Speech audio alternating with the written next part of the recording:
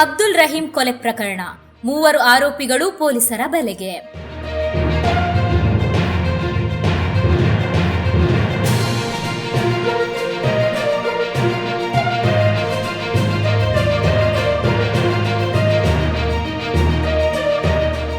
ಬಂಟ್ವಾಳ ಗ್ರಾಮಾಂತರ ಪೊಲೀಸ್ ಠಾಣಾ ವ್ಯಾಪ್ತಿಯ ಕುರಿಯಾಳ ಗ್ರಾಮದ ಈರಕೋಡಿ ಎಂಬಲ್ಲಿ ನಡೆದ ಅಬ್ದುಲ್ ರಹೀಂ ಎಂಬವರ ಕೊಲೆ ಮತ್ತು ಅವರ ಜೊತೆ ಇದ್ದ ಕಲಂದರ್ ಶಾಫಿಯ ಕೊಲೆ ಯತ್ನ ಪ್ರಕರಣಕ್ಕೆ ಸಂಬಂಧಿಸಿದಂತೆ ಪೊಲೀಸರು ಶುಕ್ರವಾರ ಮತ್ತೆ ಇಬ್ಬರನ್ನು ವಶಕ್ಕೆ ಪಡೆದಿದ್ದಾರೆ.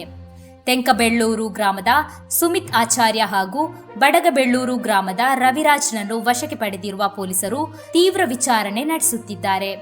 ಪ್ರಕರಣಕ್ಕೆ ಸಂಬಂಧಿಸಿದಂತೆ ಈಗಾಗಲೇ 3 ಆರೋಪಿಗಳನ್ನು ವಶಕ್ಕೆ ಪಡೆಯಲಾಗಿದ್ದು ತನಿಖೆ ಮುಂದುವರೆದಿದೆ ಎಂದು ಪೊಲೀಸರು ತಿಳಿಸಿದ್ದಾರೆ.